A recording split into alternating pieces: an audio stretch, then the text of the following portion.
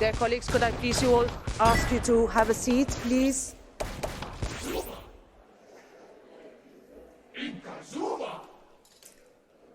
So good morning, dear colleagues, good morning. The sitting is open. This morning's item on the agenda is the statement by the President of the European Commission on the State of the Union. Dear President, we are all very much looking forward to it. I will start by giving you the floor.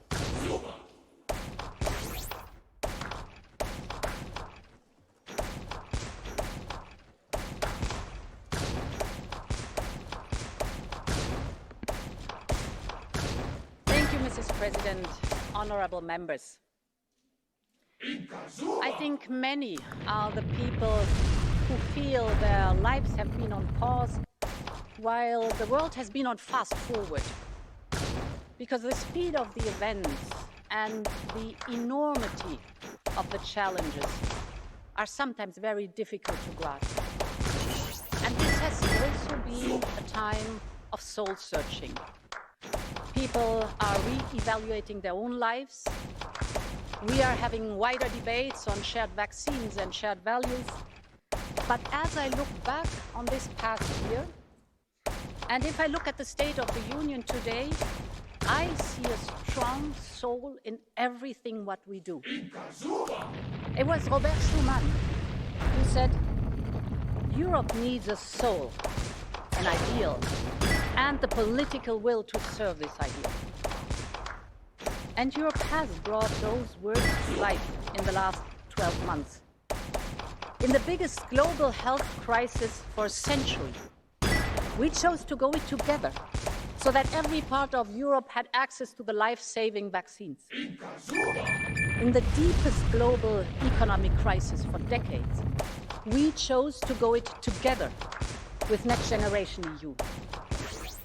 And in the gravest planetary crisis of all time, again, we chose to go it together with the European Green Deal.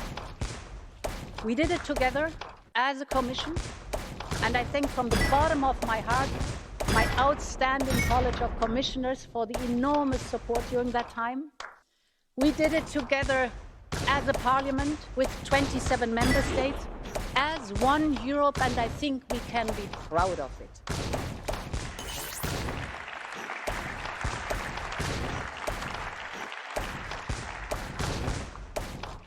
But Corona times are not over, and there is still much grief in our society as the pandemic lingers.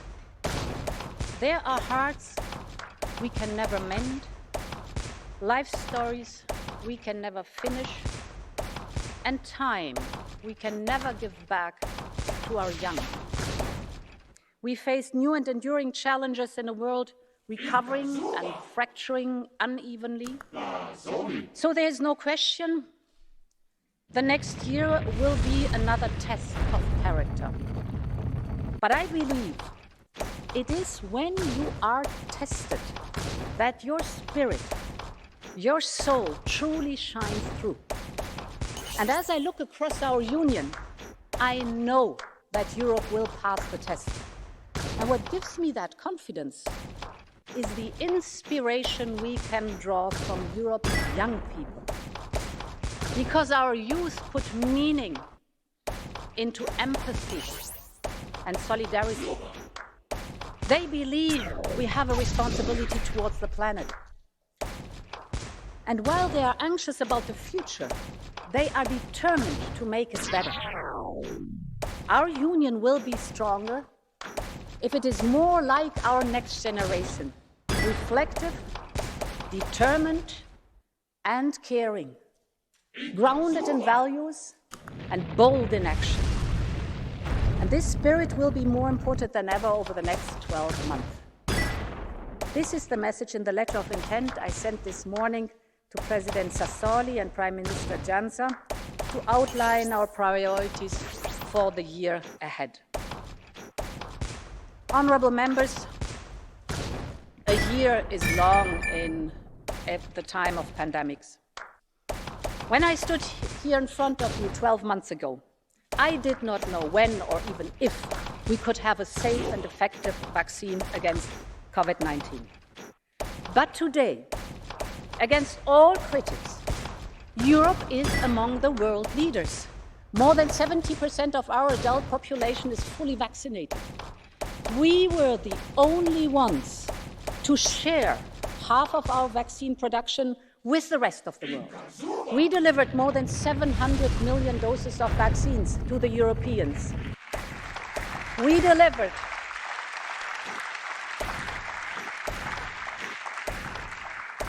Indeed, we delivered also more than 700 million to the rest of the world, to more than 130 countries. And we are the only region in the world to achieve that. Honourable members, a pandemic is a marathon, it's not a sprint. We followed the science, we delivered to Europe, we delivered to the rest of the world. We did it the right way because we did it the European way, and I think it worked.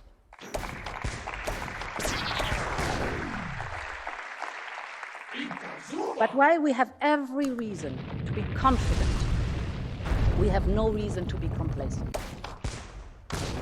Our first and most urgent priority is to speed up global vaccination. With less than 1% of global doses administered in low-income countries, the scale of injustice and the level of urgency is obvious. This is one of the great geopolitical issues in our time. Team Europe is investing €1 billion to ramp up mRNA production capacity with Africa. We have already committed to share 250 million doses of vaccine. I can announce today that the Commission will add a new donation of another 200 million doses until the middle of next year.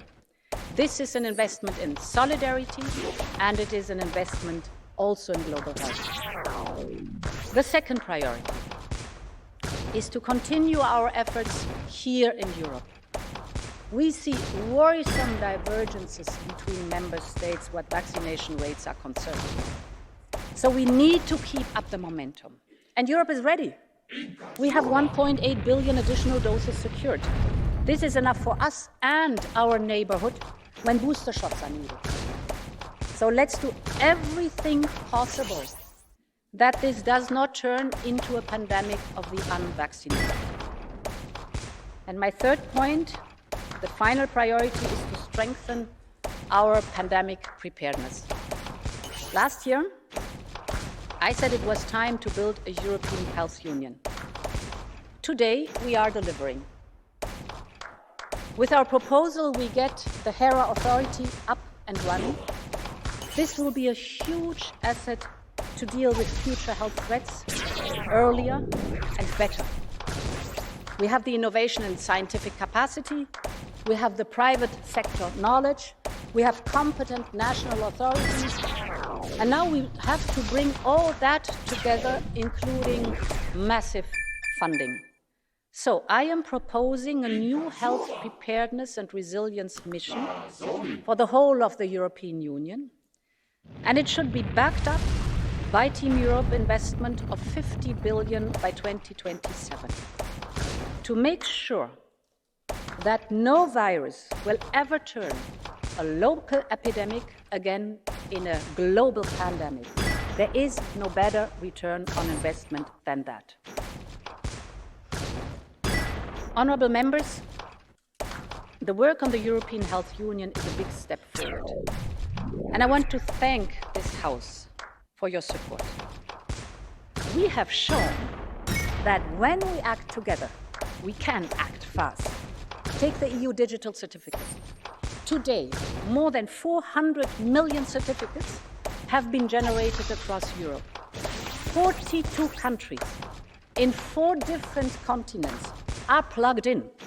We proposed it in March. You pushed hard. You helped enormously. 3 months later only, it was up and running. So while the rest of the world was talking about, Europe just did it.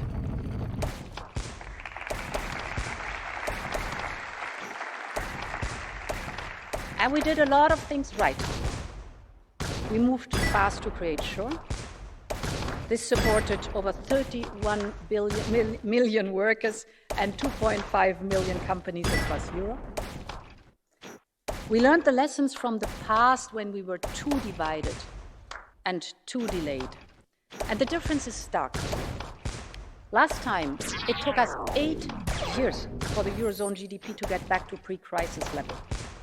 This time, we expect 19 countries to be at pre-pandemic levels this year, with the rest following next. Growth in the euro area outpaced both the US and China in the last quarter. But this is only the beginning.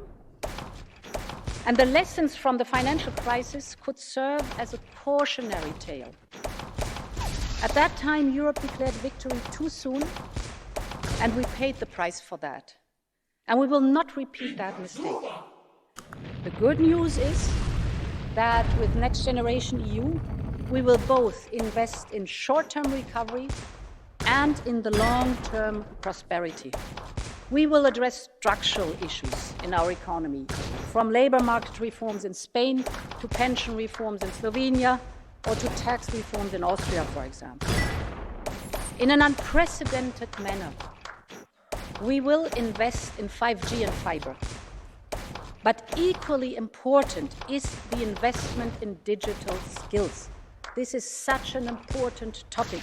This task needs leaders' attention, and it needs a structured dialogue at top level. We really have to emphasize that and put a strong focus on it. Our response provides a clear direction to market and investors alike. But as we look ahead, we also need to reflect on how the crisis has affected the shape of our economy, from increased debts to uneven impact on different sectors, or new ways of working. And to do that, the Commission will relaunch the discussion on the economic governance review in the coming weeks. The aim is to build a consensus on the way forward well ahead of 2023. Honourable members, we will soon celebrate 30 years of single market. For 30 years, it has been the great enabler of progress and prosperity in Europe. At the outset of the pandemic, we had to defend it against the pressures of erosion and fragmentation. For our recovery, the single market is the driver of good jobs and competitiveness. And that is particularly important in the digital single market. We have made ambitious proposals in the last year, for example, to contain the gatekeeper power of the major platforms, to underpin their democratic responsibilities of those platforms, to foster innovation, to channel the power of artificial intelligence. Digital is the make or break issue. And member states also share that view. For example, if you look at the digital spending in Next Generation EU, and you know we have a 20% target, we will even overshoot that 20% target. That is good. That reflects the importance of investing in our European tech sovereignty. But allow me to focus on semiconductors for a moment. These tiny chips that make everything work, from smartphones to electric scooters, from trains to entire smart factories. There is no digital without those chips. And while we speak, whole production lines are already working at reduced speed, despite growing demand, because of a shortage of semiconductors.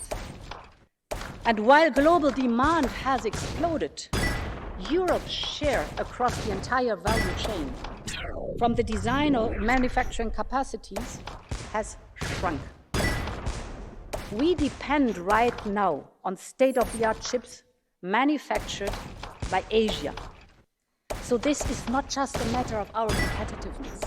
This is also a matter of tech sovereignty. So let's put all our forces in it to improve this situation. We will present a new European Chips Act.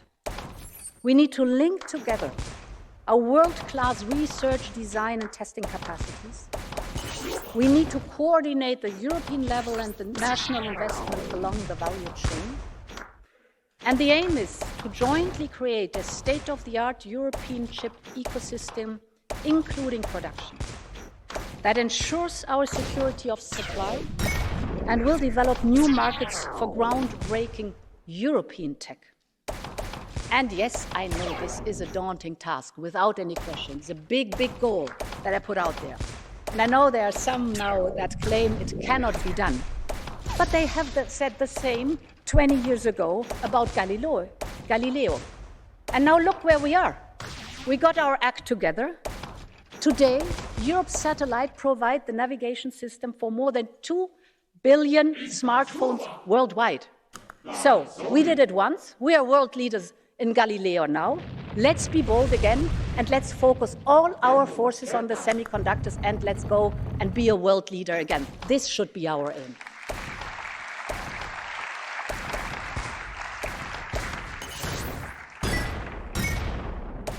Mesdames et messieurs les députés, la pandémie a laissé de profondes cicatrices, impactant énormément notre économie sociale de marché. Soir après soir, nous étions tous là, à nos fenêtres, devant nos portes, pour applaudir les travailleurs de première ligne. Nous avons tous senti combien nous dépendions de ces travailleurs, de celles et ceux qui se dévouent pour un salaire inférieur, moins de protection, moins de sécurité. Les applaudissements se sont peut-être estompés, mais la force de nos émotions doit perdurer. Et c'est pourquoi la mise en œuvre du socle européen des droits sociaux est si importante. Il s'agit d'emplois décents, de conditions de travail justes, de soins de santé meilleurs et d'un bon équilibre de vie. Si la pandémie nous a appris une chose, c'est bien la valeur du temps. Et qu'il n'y a point de temps aussi précieux que le temps consacré à nos proches. C'est ainsi que nous proposerons une nouvelle stratégie européenne de soins, afin que chaque homme et chaque femme puissent bénéficier des meilleurs soins possibles et trouver le meilleur équilibre de vie.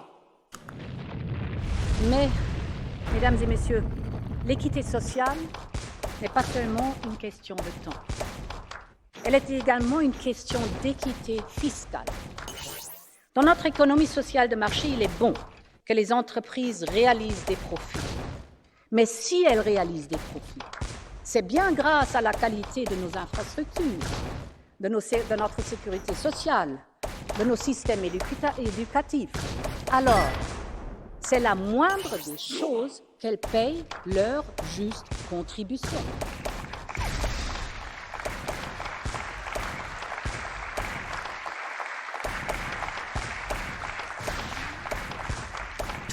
Et c'est pourquoi nous continuerons à lutter contre l'évasion et la fraude fiscale. Nous proposerons un projet de loi ciblant les profits dissimulés derrière des sociétés écrans. Et nous mettrons tout en œuvre pour sceller l'accord mondial historique sur le taux minimal d'impôt sur les sociétés. Payer un juste montant d'impôt n'est pas seulement une question de finances publiques, mais surtout une simple question d'équité. Mesdames et messieurs les députés, nous avons tous profité des fondements de notre économie européenne sociale de marché. Et nous devons faire en sorte que la prochaine génération puisse construire leur avenir. Nous sommes en présence d'une jeune génération hautement éduquée, have a highly educated young generation, a highly talented younger generation, and one full of motivation. We have a new generation that has had to sacrifice so much in order to protect the safety of others. Usually, When you're young, it's the time to expand your horizons, make new experiences, make friends for life, find your path in life. But what have we been asking? What are we asking of young people today? We are asking them to observe social distancing measures. We are asking them to stay at home, to study at home. And we've asked them to do this for more than a year. So that's why everything that we're doing with the Green Deal, Next Generation EU, aims to protect the future of those young people. That is why the next generation must be funded by new own resources, which we are working on at the moment.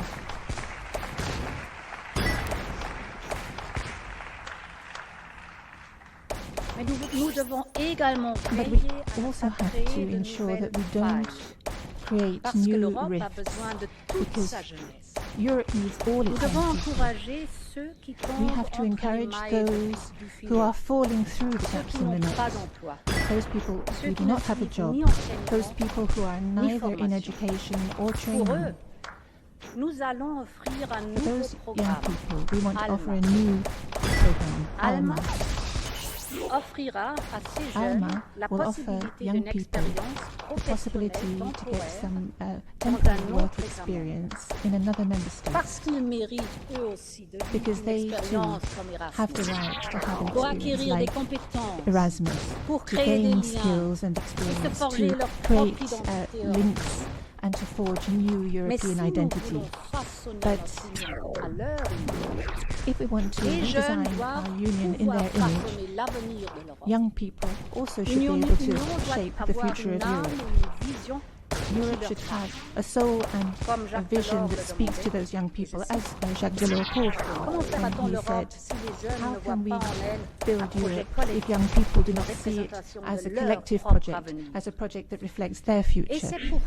And this is why we will propose to make 2022 the year of European youth.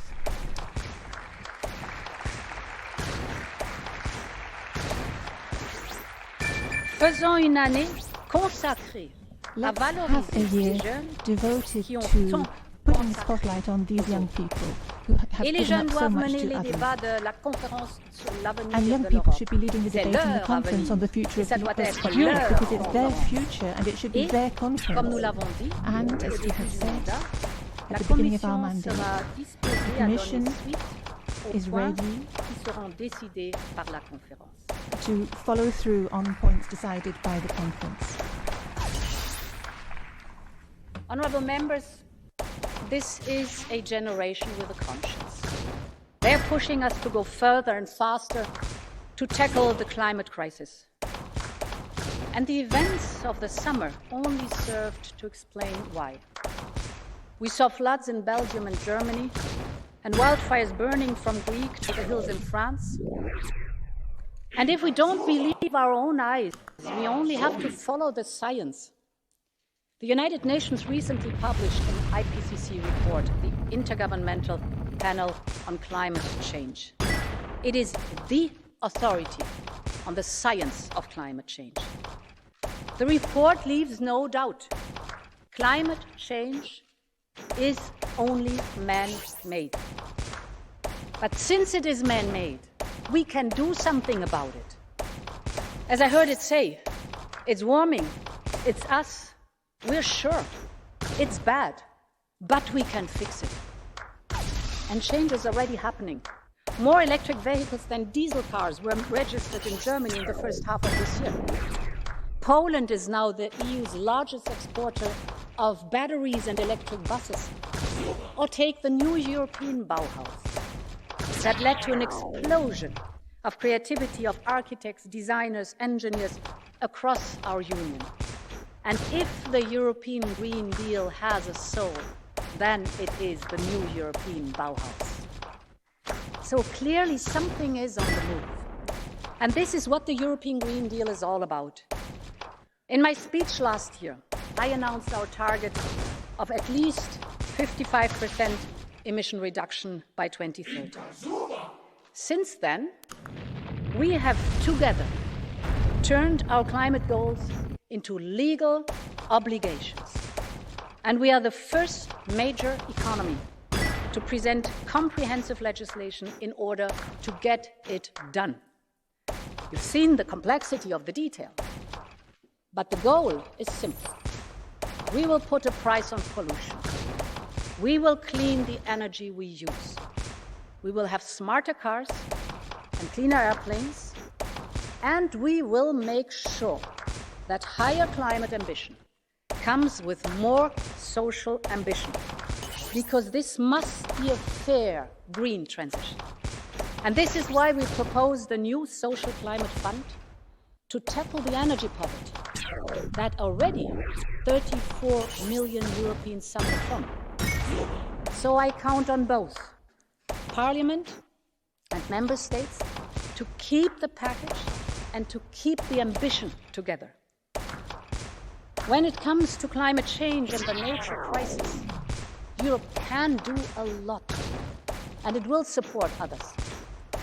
I am proud to announce today that the European Union will double its external funding for biodiversity, in particular for the most vulnerable countries.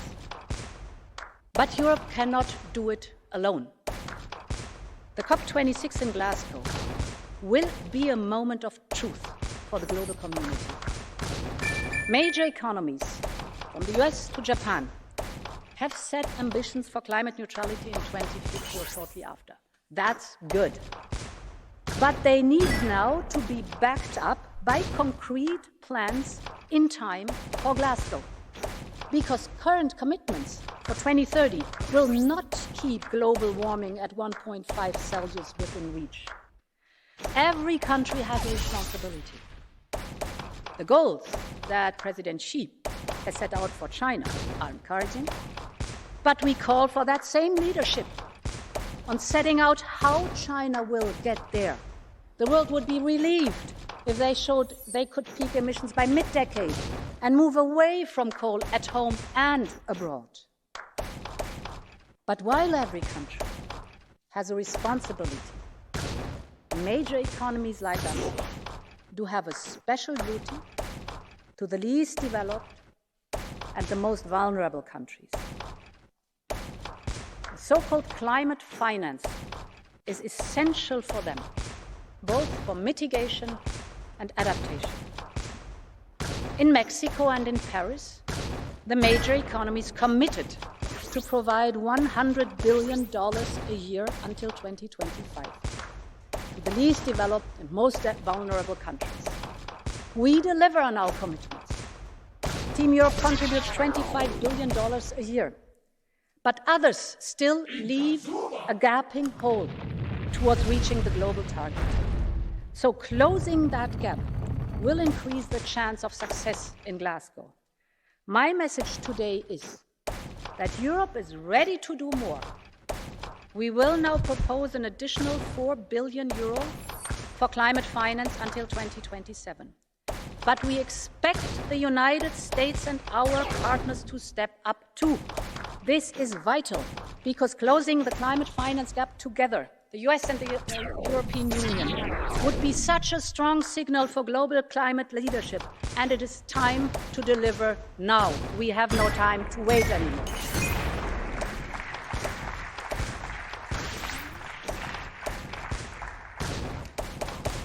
Honourable members, this climate and economic leadership is central to Europe's global and security objectives.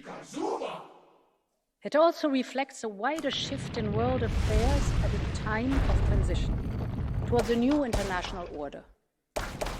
We are entering a new era of hyper-competitiveness, an era in which some stop at nothing to gain influence, from vaccine promises to high-interest loans, from missiles to misinformation.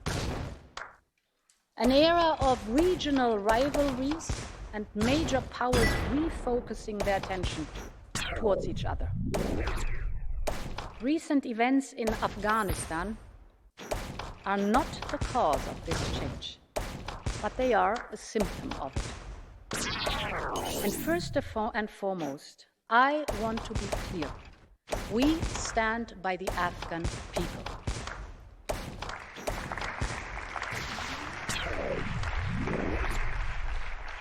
We stand by the Afghan people, the women and children, prosecutors, journalists, and human rights defenders.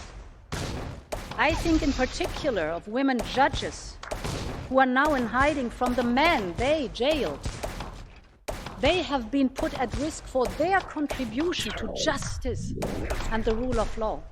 We must support them, and we will coordinate all efforts with member states to bring them to safety. And we must continue supporting all Afghans in the country and in neighboring countries. We must do everything to avert the real risk that is out there of a major famine and a humanitarian disaster. And we will do our part. We will increase again humanitarian aid for Afghanistan by 100 million euro.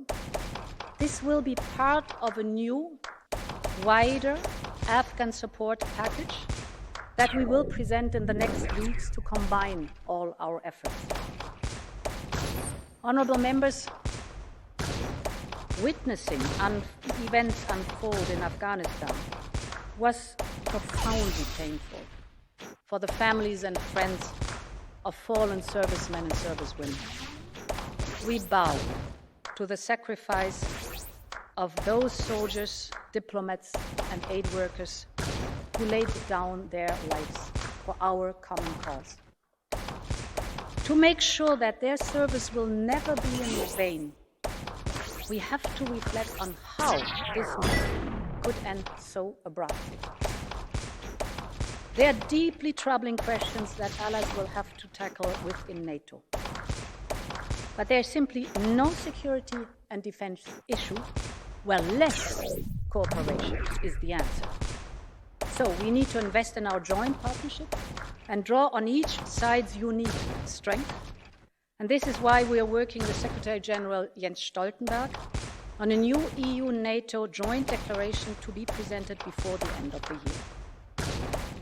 But this is only one part of the equation.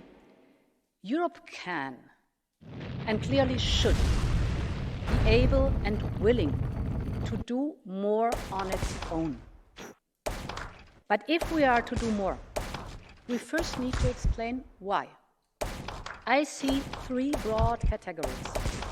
First, we need to provide stability in our neighborhoods and across different regions. We are connected to the world by narrow straits, stormy seas, and vast land borders.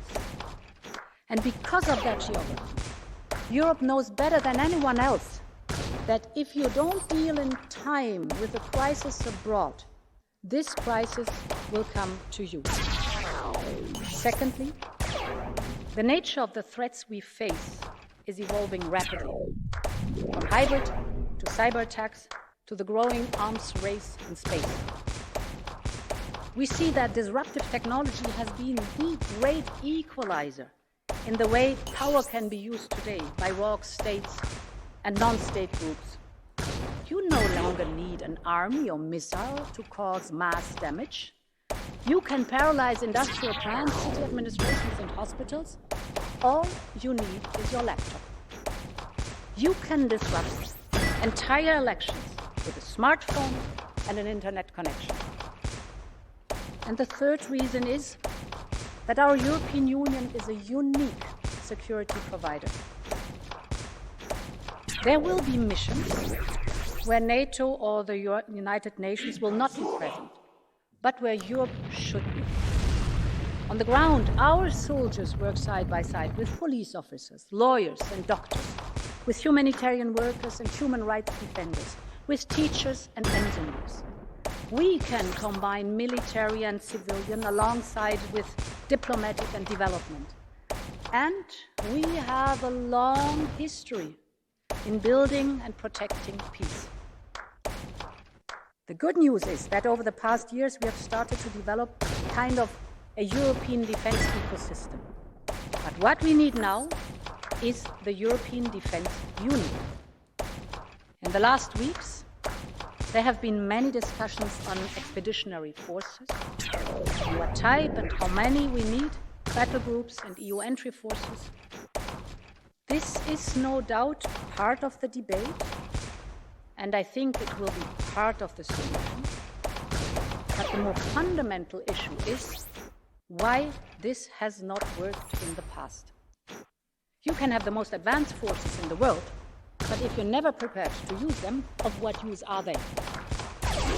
What has held us back until now is not just a shortfall of capacity, it is the lack of political will.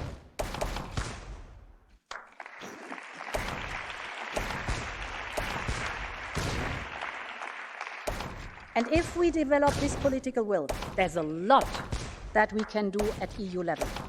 Allow me to give you 3 concrete examples. First, we need to build a foundation for collective decision-making, and this is what I call situational awareness. We fall short if member states active in the same reason do not share their information at the EU level. It is vital that we improve intelligence cooperation, but this is not just about intelligence in the narrow sense. It is about bringing together the knowledge from all services and all sources, from space to police trainers, from open source to development agencies. The European Union could have a unique scope and depth of knowledge. It's out there. But we can only use that information and make decisions if we have the full picture. And this is currently not the case. We have the knowledge, but it is disjoint. We have the information, but it is fragmented. And this is why the European Union could consider its own joint situational awareness center to fuse all of these different pieces of information and to be better prepared, to be fully informed, and thus to be able to decide. Secondly, we need to improve interoperability. This is why we're already investing in common European platforms, from fighter jets to drones and cybers, you know that. But we have to keep thinking of new ways to use all the possible synergies.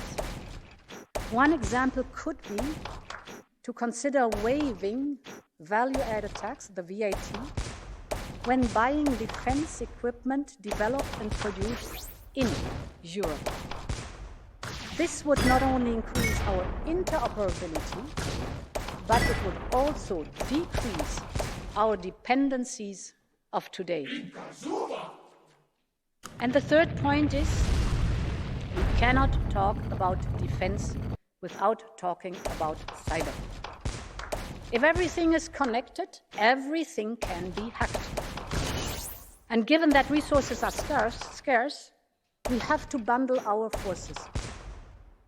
And we should not just be satisfied to address the cyber threat, but also strive to become a leader in cybersecurity. It should be here in Europe where cyber defense tools are developed. And this is why we need a European cyber defense policy, including legislation on common standards under a new European Cyber Resilience Act. So, we can do a lot at EU level. But member states need to do more too. And this starts with a common assessment of the threats we face and a common approach to dealing with them. The upcoming strategic compass is the key process to this discussion. And we need to decide how we can use all the possibilities that are already in the treaty. And this is why, under the French presidency, President Macron and I will convene a summit on European defense. Honourable members, it is time for Europe to step up to the next level.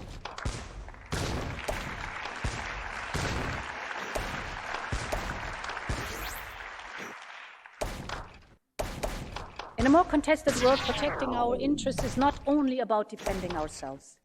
It is also about forging strong and reliable partnerships. This is not a luxury. It is essential for our future stability, security, and prosperity.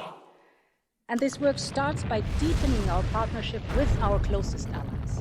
With the United States, we will develop our new agenda for global change, from the new Tech and Technology Council to health security and sustainability.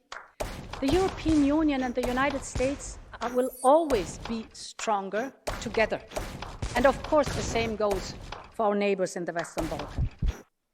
Before the end of the month, I will travel to the region to send a strong signal of our commitment to the accession process. We owe it to all those young people who believe in a future in Europe. And this is why we're ramping up our support through our new investment and economic plan with around a third of the region's GDP. Because, honourable members, investment in the future of the Western Balkans is an investment in the future of the European Union.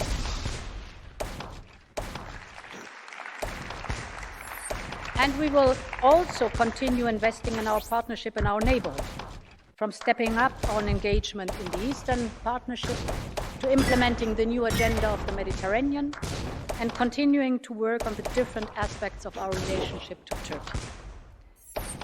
Honourable members, if Europe is to become a more global player, it also needs to focus on the next generation of partnerships.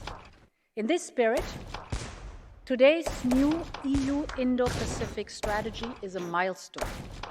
It reflects the growing importance of the region to our prosperity and our security, but it also reflects the fact that autocratic regimes use it to try to expand their influence. Europe needs to be more active and to be more present in the region. So, we will work together to deepen trade links, strengthen global supply chains, and develop new investment projects on the green and digital technologies. This is a template for how Europe can redesign its model to connect the world. We're pretty good at financing roads, but it does not make any sense for Europe if we build a perfect road between a Chinese copper mine that is Chinese-owned and a harbor that is Chinese-owned. So we have to get smarter when it comes to these kind of investment. And this is why we will soon present our new connectivity strategy called Global Gateway. We will build global gateway partnerships with countries around the world. We want investment in quality infrastructure, connecting people, goods and services around the world. We will take a values-based approach, offering transparency and good governance to our partners. We want to create links and not dependencies. And we know that this can be. Since the summer, the new underwater fiber optic cable has connected Brazil to Portugal. We will invest with Africa to create a market for green hydrogen that connects the two shores of the Mediterranean. We need a team global approach to make Global Gateway happen. We will connect institutions and investment banks and business community, and we will make this a priority for regional summits, starting with the next EU-Africa summit in February. We want to turn Global Gateway into a trusted brand around the world. And let me be very clear about one more point. Doing business around the world is good. Global trade around the world, that is good and necessary. But this can never, ever be done at the expense of people's dignity and freedom. Today, there are around 25 million people out there who are threatened or coerced into forced labor. We can never accept that they are forced to make products and that these products then end up for sale here in shops in Europe. So we will propose a ban on products on our market that have been made by forced labor, because human rights are not for sale at any price.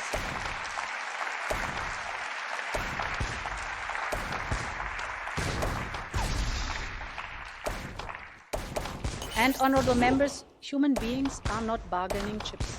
Look at what happened at our borders with Belarus. The regime in Minsk has instrumentalized human beings. They have put people on planes and literally pushed them towards Europe's border. This can never be tolerated. And the quick European reaction shows that. And rest assured, we will continue to stand together with Lithuania, Latvia and Poland, and let's call it what it is. It is a hybrid attack to destabilize Europe. We'll never tolerate that.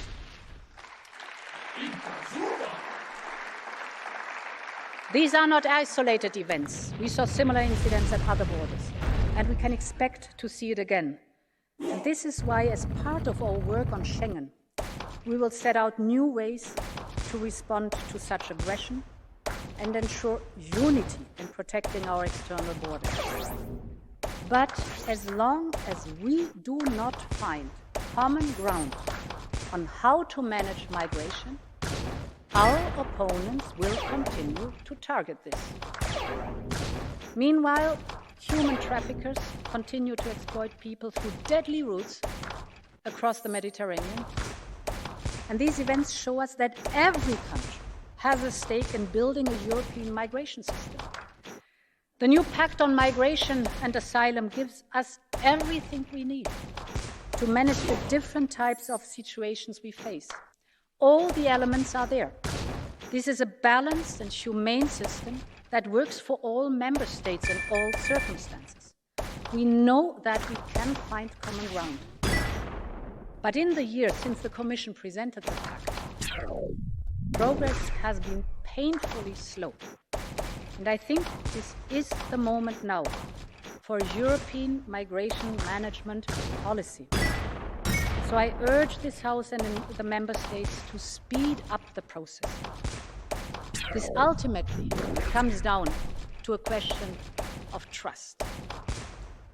Trust between Member States, trust for Europeans that migration can be managed, trust that Europe will always live up to its enduring duty to the most vulnerable and most in need. I know that there are many strongly held views on migration in Europe, but I believe the common ground is not so far away. Because if you ask most Europeans, they would agree that we should act to curb irregular migration, but they would also agree that we have to act to provide a refuge to those forced to flee. They would agree that we should return those who have no right to stay. But they would also agree that we should welcome those who come here legally and make such a vital contribution to our society and our economy. And we should all agree that the topic of migration should never be used to divide us. I am convinced that there is a way that Europe can build trust amongst us when it comes to migration.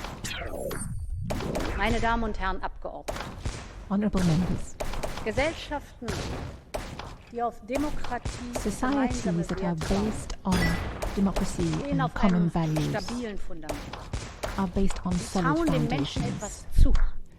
They So believe entwickeln in sich people, neue Ideen, so and this entsteht makes it possible for new Veränderung. ideas to emerge So and überwinden to wir bring about Unrecht. change, to overcome Das Vertrauen auf injustice. genau diese gemeinsamen Werte, das Trust führte based on unsere these Väter common und Fundamenter values zusammen nach dem is Zweiten what Weltkrieg. brought our founding fathers Und and es sind mothers genau together die after the gleichen Second Werte, World War. And it's precisely Freiheitskämpfer these einzeln, values die vor that nunmehr brought als together 30 freedom Jahren fighters den eisernen Vorhang niederrissen. who tore down the Sie Iron wollten Curtain more than Demokratie. 30 years ago. They wanted democracy. Sie wollten ihre Regierung They frei wanted wählen. to wollten freely den choose and vote for their Rechtsstaat. governments. They wanted Vor the rule Gericht of law. sollen alle They gleich sein. wanted everyone to be equal Sie before the wollten der law. Bespitzelung und staatlicher They wanted Spionage to ein put Ende an end setzen und die to Korruption state espionage and spying and wollten combat die corruption. They anders wanted zu sein als die Mehrheit. the freedom to Oder be wie es der ehemalige different tschechische from the Präsident majority, Václav Havel or auch as so Václav wunderbar auf den Havel Punkt gebracht so hat, beautifully put it, wollten, und ich they zitiere, alle wanted diese großartigen europäischen Werte.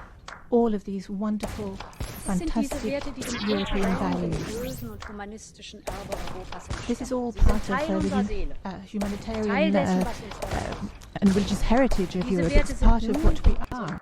europäischen And these Verträgen values are verankert. now enshrined in our Und wir haben European uns treaties. alle dazu verpflichtet, All of sie us have einzuhalten, committed ourselves to als wir als respecting freie und these souveräne Staaten Teil dieser Union when we became part Wir of the sind European entschlossen, Union as diese free Werte sovereign zu states, verteidigen. we undertook to Wir defend werden in these dieser values, Entschlossenheit and niemals we will nachgeben. never fail in this Unsere Werte determination. sind durch unsere Rechtsordnung garantiert. Our values are guaranteed by Urteile our des legal Europäischen order, Gerichtshofs and the judgments of the sichern. European Court of Und Justice diese protect Urteile and sind safeguard bindend. these. And these rulings, achten these darauf, judgments dass are sie binding, and we will pay zwar in attention to jedem these Mitgliedstaat judgments unserer being Union. observed in every single member state of Der our Schutz der union. Rechtsstaatlichkeit ist nicht nur ein Ziel, es Because ist the auch protection harte of the rule Arbeit of und law is not tägliches just Dringen um a Verbesserung. wonderful Unsere Berichte aim, zur it's Rechtsstaatlichkeit daily sind hard durch work Reformen and daily attempts at ein Teil improvement. dieses Prozesses. And this is all Positives Beispiel dafür. what we are Jetzt die striving for in Justizreform Europe. in And one Malta. example of this Oder die are the judicial reforms going on in Malta and the ab attempts to deal with 2022 corruption in Slovakia. And as werden of diese Berichte zur 2022, Rechtsstaatlichkeit the reports on the rule of law will an die Mitgliedstaaten increasingly include specific and concrete recommendations to member Trotzdem state gibt es governments. in einigen Nevertheless, Mitgliedstaaten there is cause for concern ist mir in some eines member wichtig. states, and one thing is very important am to me Anfang in this steht connection. immer der Dialog. Dialogue always comes first. Aber der Dialog ist kein But Selbstzweck. Er muss Dialogue auch is not zu an end in einem Ziel führen. itself. It has to lead to Und something. deshalb verfolgen wir den And dualen therefore, Ansatz aus we are Dialog. following a two-pronged und approach entschlossen based handeln. on Und genau dialogue das haben and wir letzte determined Woche getan. action. And this is what we Und did das last werden week. wir auch weiterhin tun. And we will continue to do this. Denn das Recht auf eine unabhängige Justiz, The right to an independent das Recht vor dem judiciary, Gesetz the gleich right behandelt zu werden. for equal Auf diese treatment for Rechte all before the müssen sich law. Menschen verlassen können. These are Und rights zwar that people have to überall be in able to Europa. rely on Und throughout unabhängig Europe, davon, ob sie einer and Mehrheit independently angehören oder of einer whether they belong Minderheit to a angehören. majority Das ist die or a Seele minority. Europas und die That is the müssen soul wir of verteidigen. Europe, and this is what we have to defend.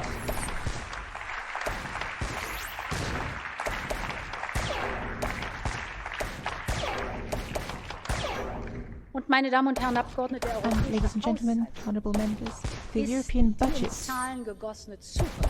is the future of the Deshalb European muss Union auch er expressed in geschützt werden. figures, and it too has Wir to be müssen dafür sorgen, safeguarded. dass We jeder need to Euro, ensure jeder that Cent every euro, seinem every Zweck cent nach is spent rechtsstaatlichen as intended Prinzipien and on a legal basis, Investitionen, die respecting unseren the rule of Kindern law. in Zukunft Investments zugutekommen werden. that are going to Dürfen benefit nicht our in children in the Kanälen future verschwinden. must not disappear Korruption. into Korruption shadowy bedeutet channels. nicht nur der Corruption, Diebstahl am Steuer. corruption doesn't just mean stealing from Korruption the bedeutet taxpayer. nicht nur, dass Corruption Investoren doesn't just mean Korruption putting off führt investors, dazu, deterring investment. großes Geld Corruption means große that und kleine Gefälligkeiten kaufen. people dass die with lots of Mächtigen money can buy all demokratische sorts of Regeln favors, aushebeln. and that democratic Und wenn es rules den and Schutz principles unseres can be Budgets geht, undermined. And when it comes to werden wir protecting our jeden budget, Fall verfolgen.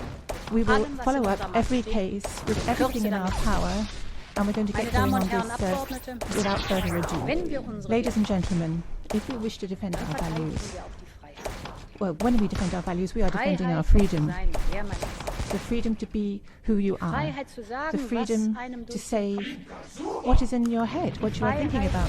The freedom to den love man will. who you want. Freiheit bedeutet aber auch die But freedom Freiheit also means von Angst. freedom from fear. Während der Pandemie wurden zu viele Frauen During the dieser pandemic, Freiheit beraubt. too many Es women were muss eine robbed of this besonders freedom. schreckliche Zeit für diejenigen It must gewesen have been sein, a particularly die sich appalling nirgendwo time verstecken konnten, die for people who nirgendwo could vor not ihren Peinigern hide fliehen konnten. anywhere, who couldn't Wir müssen flee Licht in from dieses their Dunkel. torturers. So Wir we müssen need to Wege shed aus some dem light in Schmerz these dark aufzeigen. corners. We have Ihre to find Peiniger ways out of this müssen suffering. vor Gericht gestellt werden. People who Und abuse women diese have to Frauen be müssen brought wieder before frei the law, und and these selbstbestimmt women leben. have to be able to live Wir werden freely deshalb bis in Ende des confidence. Jahres So by the end of the year,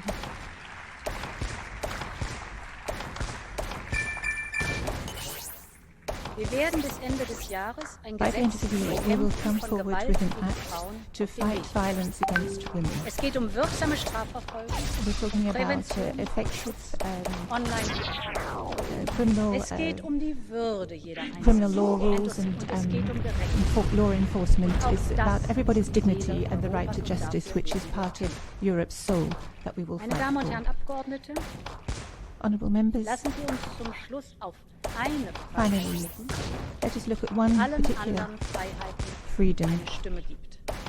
that Das brings ist die together Medienfreiheit. all others, or it gives a voice to Journalistinnen all und others, and that is Journalisten freedom of the werden media. angegriffen, Journalists are einfach coming nur, under weil attack sie ihre simply because they are doing their jobs. Einige werden bedroht, Some are threatened, intimidated, or andere beaten up. tragischerweise ermordet. Others tragically Mitten in murdered. unserer Union In our European Union, möchte ich hier einige Namen nennen. I'd like to name some names. Daphne Caruana Galizia, Daphne Caruana Galizia, Jan Kuciak, Jan Kuciak, Peter de Vries. Peter de Vries. Ihre Geschichten mögen sich in den Details unterscheiden. Their stories may differ Eines in the ist ihnen detail, gemeinsam. but they have one thing Sie in haben common. für unser Recht auf They Information stood gekämpft. up Und and dafür fought for our sind sie right to gestorben. information, and that's what they died for. Information ist ein öffentliches Recht. Information is a public Wir good. müssen diejenigen schützen, die Transparenz We have to schaffen, protect those wie people who are Journalistinnen creating und Journalisten. transparency, and that is Deshalb our haben wir heute eine journalists. Empfehlung zum And this is besten why Schutz von today we are Journalistinnen coming und forward with a Journalisten recommendation on better Und wir protection müssen of denjenigen journalists, Einhalt gebieten, and die we have to put a Medienfreiheit stop bedrohen. to those people who are threatening Medienhäuser sind freedom of nicht the einfach media. x-beliebige Wirtschaftsunternehmen. Media Ihre companies are not just any old company. Essentiell. Their Und deshalb braucht independence Europa ein is Gesetz, essential, and das this is diese why Europe needs Unabhängigkeit a law sichert. that Und genau ein solches secures Medienfreiheitsgesetz that werden wir im nächsten protection, Jahr and vorlegen. the Denn Media wenn wir die Protection Freiheit der Act Medien will verteidigen, do dann that, verteidigen because wir auch unsere if we are Demokratie. defending the media, we are also defending our democracy.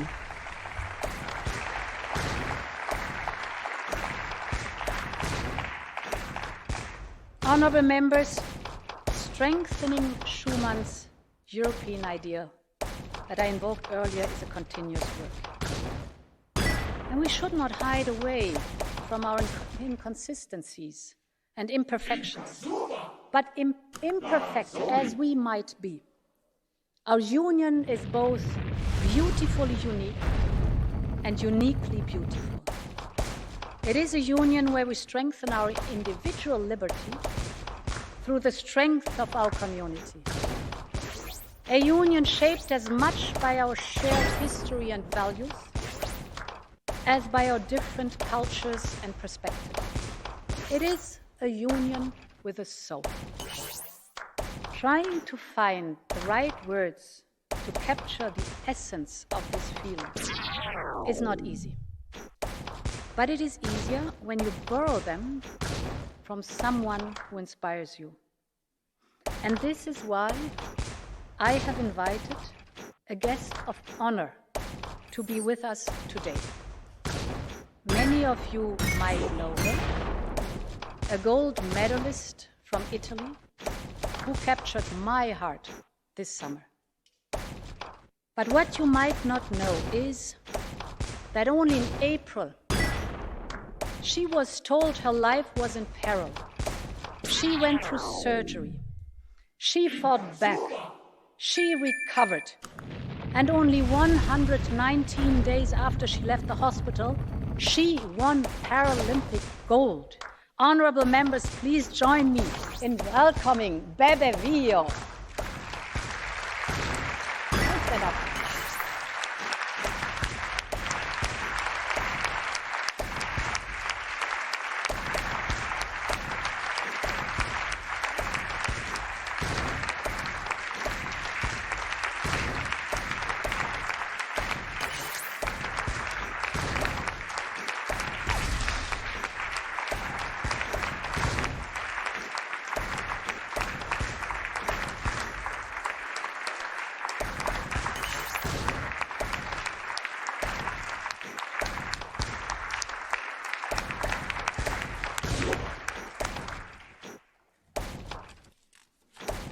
Bebe has overcome so much, so young.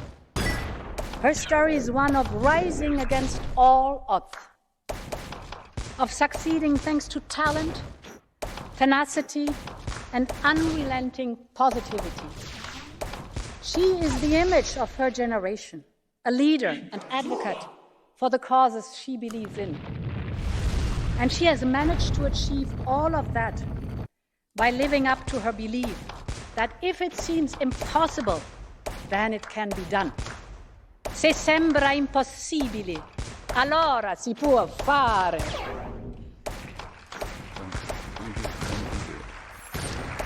And this was the spirit of our European founders, and this is the spirit of Europe's next generation.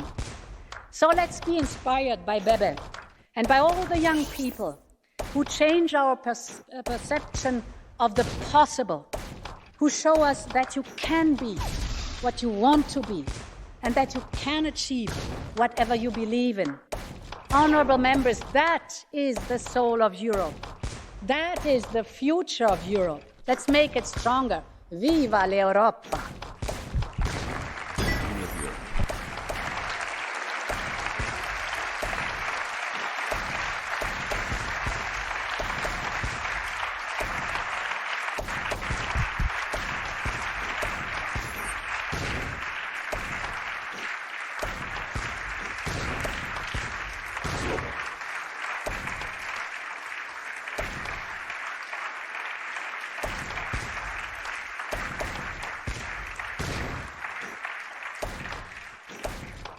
Thank you very much, President von der Leyen. I now invite the speakers on behalf of the political groups, starting with the European People's Party Group, Manfred Weber.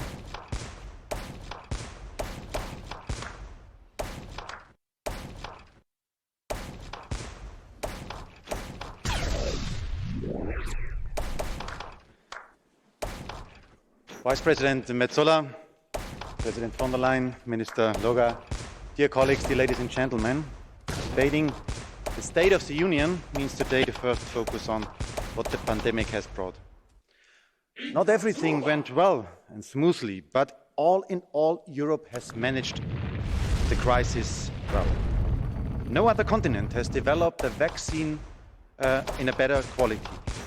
No other continent has a higher vaccination rate. No other continent has shown more solidarity and willingness to help each other, and no other continent has provided other parts of the world with more vaccines than we have.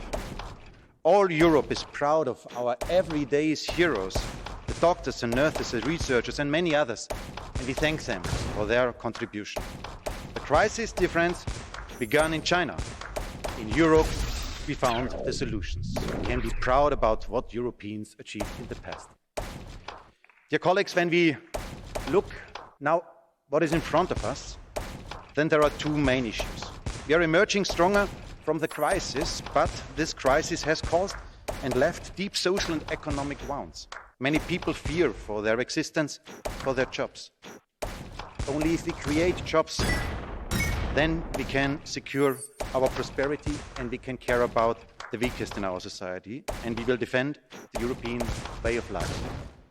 Alongside the Green Deal, we are thinking as EPP that now it's also time for a jobs deal. And in addition to this, after Afghanistan, we really need now a common foreign and defense policy. Joe Biden is clear. The US is no longer a world policeman. But where is Europe? Russia and China are just waiting to fill the vacuum, and that would be fatal for the future. We would wake up in a world in which we and also our children will not want to live. That's based on these 2 points. I want to make very concrete proposals for what do we have to do now. Firstly, the rapid development of a vaccine was only possible because the authorities worked quickly during the approval process. That was the BioNTech founders told us. No blockades, but this speed is what we also need now in other fields of the research sector and in the investments for the climate protection. With an immediate action plan for cutting bureaucracies in the European Union, we should work together with all stakeholders to identify 300 EU regulations that we will abolish or simplify in the next 12 months. Secondly, for the production of an electric car, dear friends, only half the number of employees is needed. Many industrial jobs in the European Union are under threat. New jobs are urgently needed in today's European Union. International trade was and is a job machine. Why not now to pick up this debate with our American friends? Let us negotiate an EU-US trade emergency program on the mobility sector, on mechanical engineering, in the digital economy, as soon as possible as a first step for a more broader comprehensive trade agreement. And only this will be the way to strengthen the Western economy, key industrial sectors, and together we can protect ourselves against China. The European Union and the US together represent 50% of the global economy. Together, we can start a growth machine that benefits the whole world. Thirdly, dear friends, the pandemic has shown us how important the health sector is. The coming decade will bring a wave of innovation in medicine.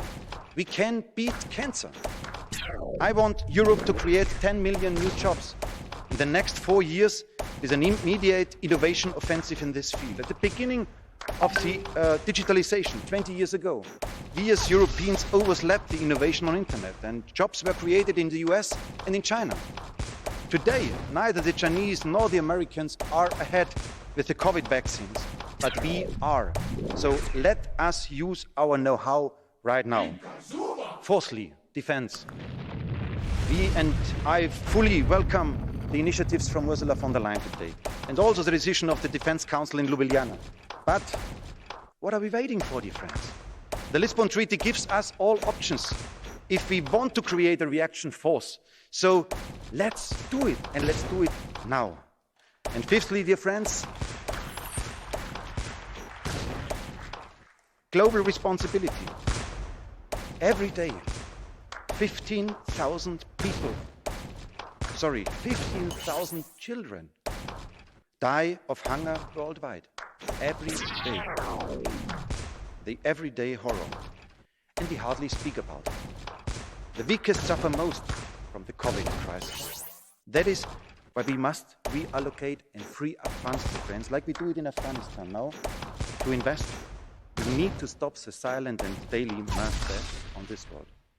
And finally, dear friends, without law and security, the rest means nothing. That is why we stand for a robust application of the rule of law mechanism inside of the European Union. But that is not enough. Cross-border tax fraud, money laundering, and criminal organizations, mafia, make its way through our societies. And the terrorist threat is still high in Europe. Why don't we finally transform Europol not into a real European FBI? And the European Commission should present in the next 12 months a legislative package to strengthen security in the European Union. Ursula von der Leyen was clear that we can lead the world with the Green Deal. I want to put on the table that we have to have the same ambitions now for new jobs, for our international responsibility, and for security. Let's do it. Thank you. Thank you. Thank you very much, Mr. Weber. Now for the group of Socialists and Democrats, Irache Garcia Perez.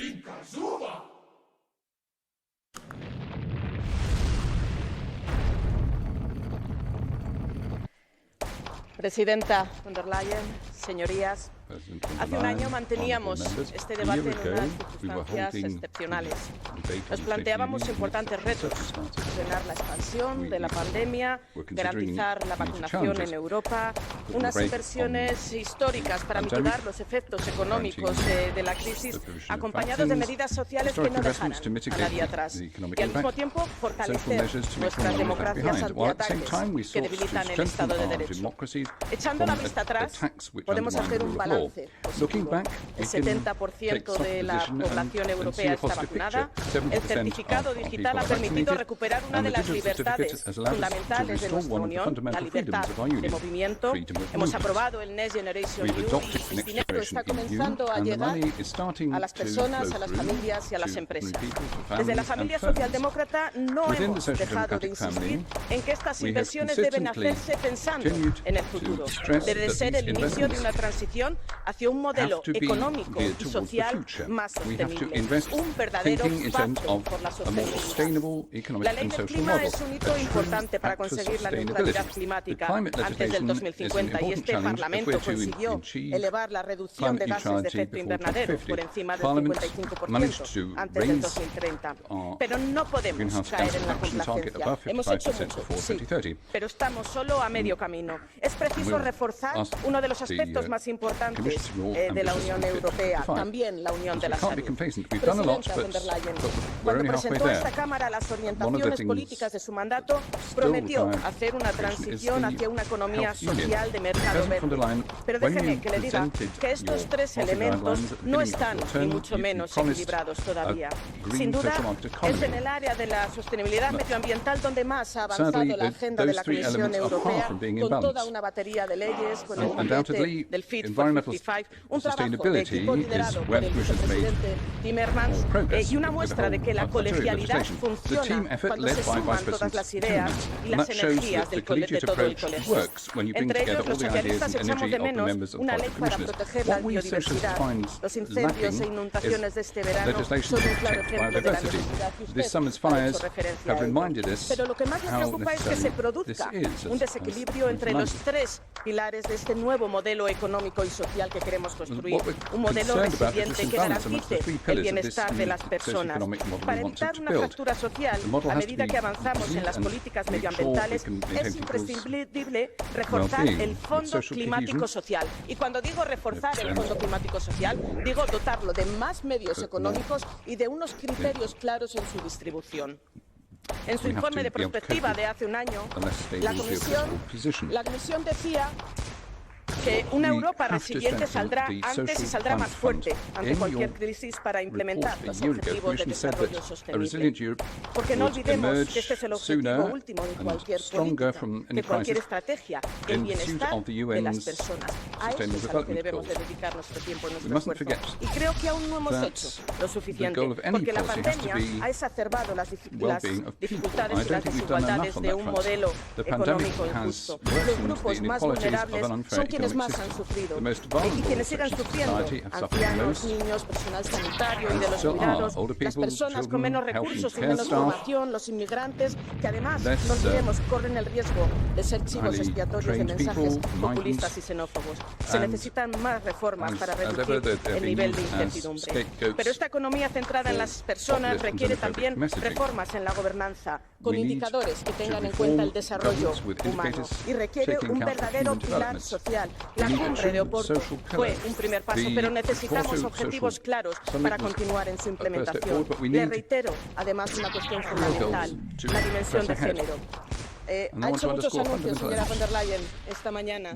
Permítame decirle que para mi grupo el anuncio del compromiso de la Comisión de presentar una ley contra la violencia de género en Europa es sin duda una gran noticia. Excelente. Llevamos años pidiendo esta ley europea que luche contra la mayor lacra que existe en estos momentos, porque en el mundo, en Europa, hay mujeres que pierden la vida, que son asesinadas por el mero hecho de ser mujeres, y no podemos permanecer impasibles a esta realidad. Y permítanme decirles que todavía no entiendo cómo puede haber en esta Cámara grupos que no estén dispuestos a incorporar la violencia de género en el ordenamiento jurídico europeo. Vamos a trabajar para que esto sea así. Y también es un deber moral. Hablando de deberes morales, la política migratoria y de asilo, porque es fundamental, porque estamos viendo lo que ocurre en Afganistán y también la necesidad de que Europa hable con una sola voz en política exterior. Seamos valientes, es hora de superar la unanimidad para decidir sobre política exterior y el Estado de Derecho, fundamental. La Unión Europea son valores, es defensa del Estado de Derecho y hay que ser firmes. La Comisión ha dado pasos, pero tiene que ser todavía más valiente, y el Grupo de Socialistas y Demócratas va a estar en ello. Termino. Reflexionando sobre las grandes convulsiones con las que comenzamos el siglo XXI, decía Jorge Sampaio, un gran europeo y un gran socialista, que no sabía cómo sería el mundo dentro de unos años, que solo esperaba echar la vista atrás y ver que hemos conseguido preservar los valores de la democracia, los derechos fundamentales, la libertad y la tolerancia. Él ya no está con nosotros, pero su lucha por esos valores es también la nuestra, en la Europa de hoy y para las generaciones futuras. Thank you. Thank you, Ms. Garcia Perez. Next is Mr. Dacian Cholos for Renew Europe.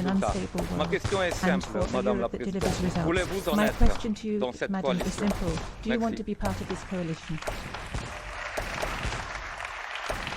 Merci. Merci, Monsieur Cholos. Merci, Monsieur Cholos. Je passe la parole maintenant à Philippe Lambert pour le gouvernement. Madame la Présidente, chers collègues, L'été qui s'achève place l'Union européenne face à ses responsabilités sur deux plans majeurs.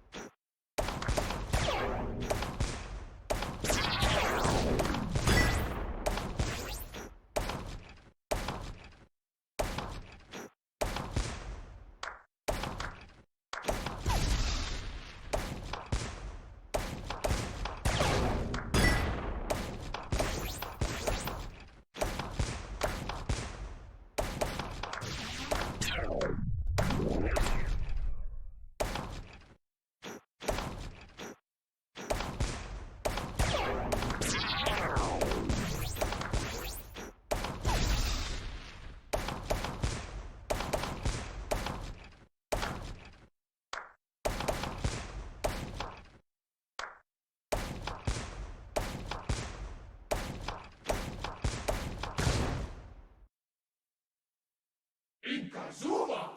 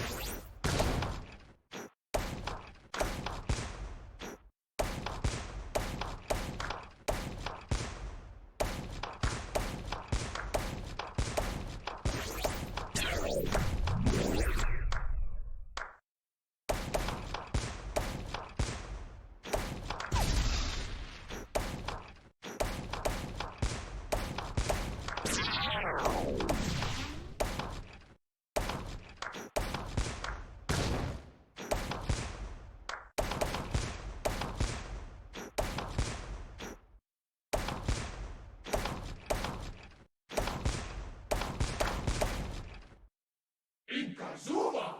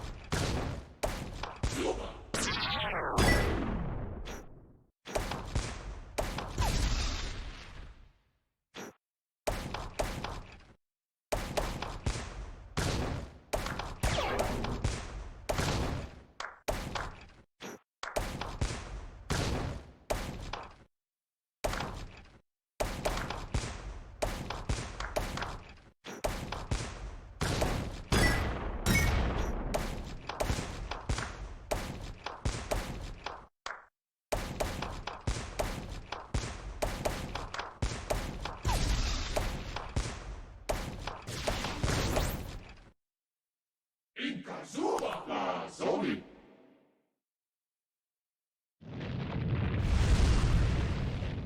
Demo, get down!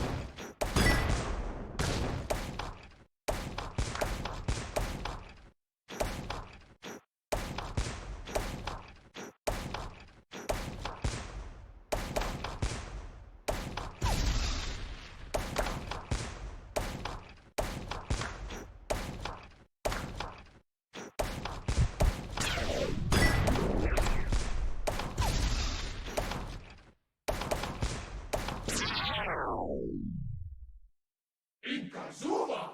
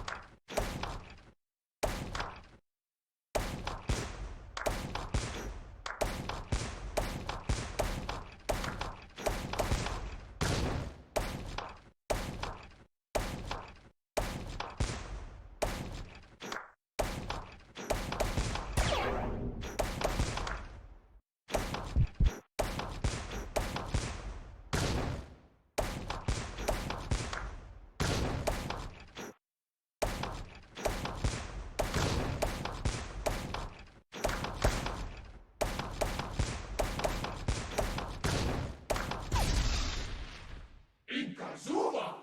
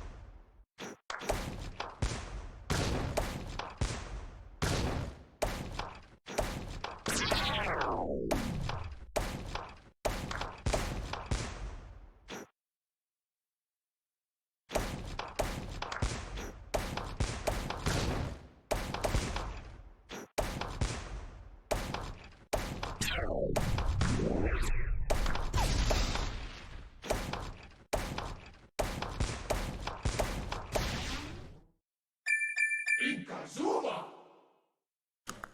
Soli.